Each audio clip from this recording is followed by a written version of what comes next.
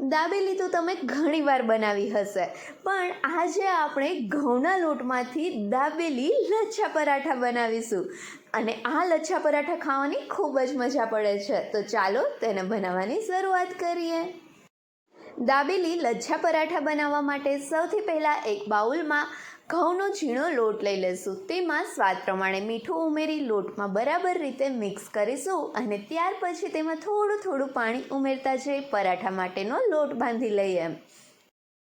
અહીંયા આપણે થોડો લોટ કઠણ બાંધીશું, કેમ કે લોટને આપણે થોડી વાર માટે રેસ્ટ આપીશું તો લોટ ઢીલો પડે છે, એટલે લોટને આપણે થોડો કઠણ જ બાંધીશું. આ રીતે થોડો કઠણ એવો લોટ બંધાઈ જાય ત્યાર પછી તેમાં થોડું તેલ ઉમેરીને લોટ ઉપર તેલને સરસથી લગાવી દેશું, જેથી ઉપરની સાઈડેથી લોટ સુકાય નહીં. અને આ લોટને ઢાંકીને 10થી 15 મિનિટ માટે રેસ્ટ આપીશું.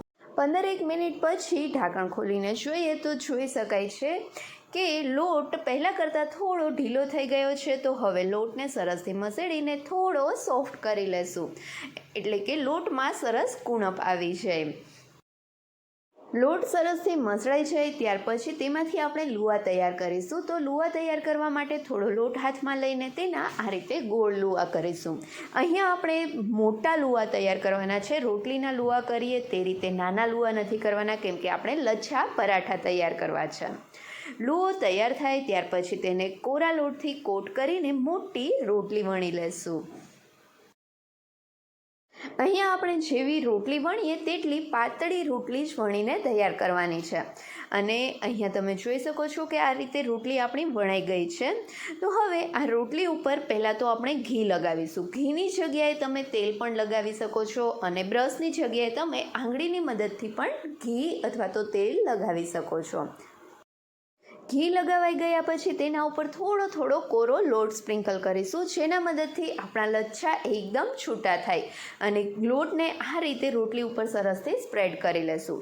અને ત્યાર પછી હવે તેના ઉપર આપણે દાબેલીનો મસાલો સ્પ્રિંકલ કરીશું. અહીંયા દાબેલીનો મસાલો વધુ ઓછો તમારા ટેસ્ટ પ્રમાણે તમે સ્પ્રિંકલ કરી શકો છો. જો તમને તીખા પરાઠા ભાવતા હોય તો દાબેલી મસાલો થોડો વધારે સ્પ્રેડ કરવો.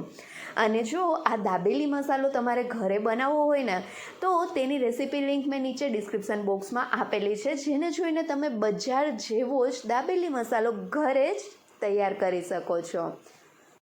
દાબેલી મસાલો બરાબર રીતે સ્પ્રિંકલ થઈ જાય ત્યાર પછી આપણે પરાઠાને આ રીતે વાળીશું. તો આ રીતે આપણે જે રીતે સાડીની પાટલી વાળીએ ને એ રીતે આ રીતે સ્પ્લિટ કરવાની છે, એટલે કે રોટલીની આપણે પાટલી વળવાની છે. બધી જ પાટલી આ રીતે વળાઈ જાય ને ત્યાર પછી તેને આપણે ગોળ રોલ વાળીશું. અહીંયા તમે જોઈ શકો છો એ રીતે આપણે પહેલાં રોટલીની પાટલી વાળવાની છે અને ત્યાર પછી તેને ગોળ વાળવાની છે. અને હવે ફરીથી તેને આપણે થોડો થોડો કોરો લોટ સ્પ્રિંકલ કરીને વણીશું. હવે આપણે જ્યારે પરાઠાને વણીએ ને ત્યારે તેને વધારે પ્રેશર નથી આપવાનું, એકદમ હળવા હાથે જ આ પરાઠા વણવાના છે, જેથી આપણે પરાઠાને શેકીએ ને ત્યારે તેના બધા જ લેયર છૂટા પડે. હવે આ વણેલા પરોઠાને ગરમ લોઢી ઉપર મૂકી અને બરાબર રીતે શેકી લેશું. અહીંયા મેં નોનસ્ટિક લોઢી લીધી છે, તમે સાદી લોઢી પણ લઈ શકો છો. આ પરોઠાનું એક લેયર થોડું થોડું પાકે એટલે તેની સાઈડ ચેન્જ કરીશું અને ઉપરની સાઈડે ઘી અથવા તો તેલ લગાવીશું. પરોઠામાં શેકતી વખતે ઘી લગાવશું ને તો ઉપરનું લેયર મસ્ત ક્રિસ્પી થાય છે, એટલે બને તો ઘી જ લગાવવું. અને ઉપરની સાઈડ ઘી લગાવી લીધા પછી ફરીથી આપણે પરોઠાની સાઈડ ચેન્જ કરીશું અને બીજી સાઈડે પણ ઉપરથી ઘી લગાવી દઈશું. અને ત્યાર પછી પરોઠાની સાઈડ ચેન્જ કરતાં બંને સાઈડ પરોઠું સરસથી શેકાઈ જાય અને ઉપર થોડા ગોલ્ડન સ્પોટ્સ દેખાવા લાગે ત્યાં સુધી આપણે પરોઠાને શેકીશું.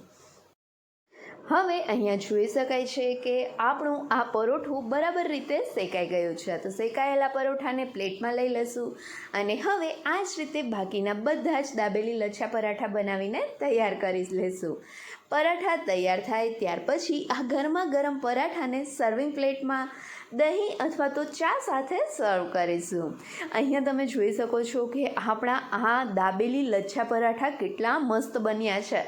અને આ પરોઠા આપણે ઘઉંના લોટના બનાવ્યા છે, છતાં પણ તેના બધા જ લેયર કેટલા મસ્ત રીતે છૂટા પડે છે. જોઈને તમને લાગશે જ નહીં કે આ ઘઉંના લોટના લચ્છા પરાઠા છે.